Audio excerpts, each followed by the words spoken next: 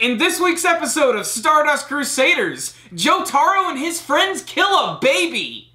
Well, not really, but Kakyoin does make him eat his own doo-doo butter. In this week's episode of Stardust Crusaders, Kakyoin gets his sweet revenge against Death 13 in this week's action-packed and very visually appealing episode. This was an episode that made great use of color, especially when they went to the dream world of Death 13. And what was really great about this episode is that it brought all of the main characters into the dream world finally. But we got a few confirmations about how Death 13's powers work. You actually can't bring your stand into that world unless you previously summoned it before you fell asleep, or you were knocked out, as in Kakyoin's case this week, because at the beginning of the episode, everybody thinks Kakyoin is crazy, and frankly, I think this is bullshit, because they have ran into so many crazy people that have stands that they had no idea about could possibly exist or work, and for some odd reason, because it's a baby, they're giving it a free pass. The baby has vampire fangs! What's really cool is when they're in the dream world, Death 13 is actually able to create its own version of Star Platinum,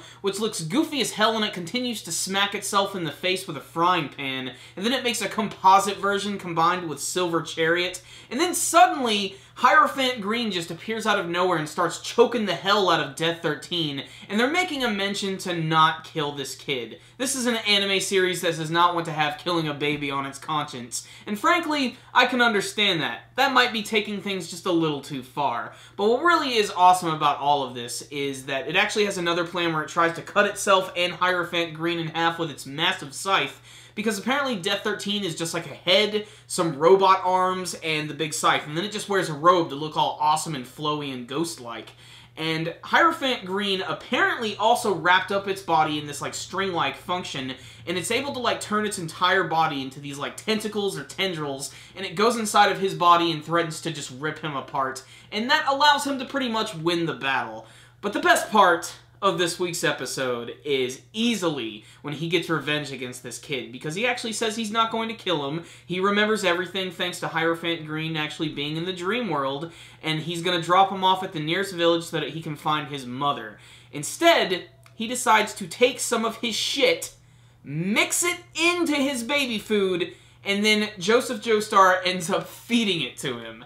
It's gross and hilarious, and the best part is how it ends, because it pans over to Kakyoin, and it ends with a but-um-tss. So what's the rundown on this week's episode of Stardust Crusaders? I really liked it. It wasn't a perfect episode, and the first half was a little slow. And I'm really annoyed by the fact that Kakyoin's friends did not believe him that the baby was the stand user. They've run into way too many weird things at this point to not actually believe him. Though, inadvertently, Polnareff did end up helping him by knocking him out because he had Hierophant Green active, and without that, he wouldn't have been able to help out in the dream world. And speaking of the dream world, that was definitely the best stuff about this week's episode. Like I said, I love the negative colors and the different color schemes they throw over things, but I also liked at that one scene when Death 13 was collecting all of the multicolored clouds and turning them into a giant arm, which actually picked up the scythe to try and cut both of them in half. That was just a really cool scene in and of itself. It was also really funny how he was able to make his own version of Star Platinum, which actually attacked Jotaro. And also, of course, Joseph was funny this week because there were a lot of scenes, of course. He had a slow-mo, oh my god. And then, of course, when his big artificial hand got really big because of Death 13 and it hit the ground, it just let out a great, oh shit! Just, I never get bored of hearing that stuff. It's so damn funny from him.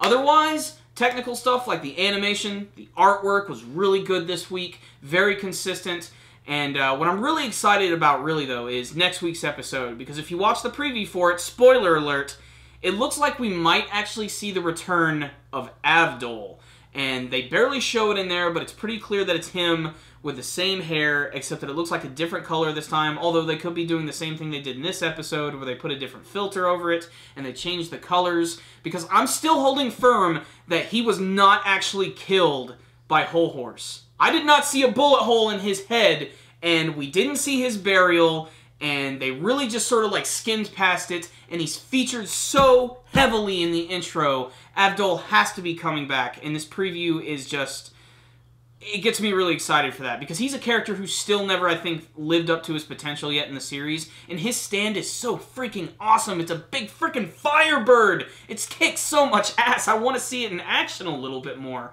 Also, his character was frankly just really funny, so I'd like to see him return. I don't know, maybe this could be like another stand user who is maybe able to create like clones of people? I'm not really sure. It's really hard to tell from the previews of the show because they give nothing away. But otherwise, let's get back on track. This week's episode was pretty good, little slow in the beginning, had a good amount of payoff at the end, but I figured they weren't going to have to kill this thing because, you know, it's a baby and that would just be fucked up.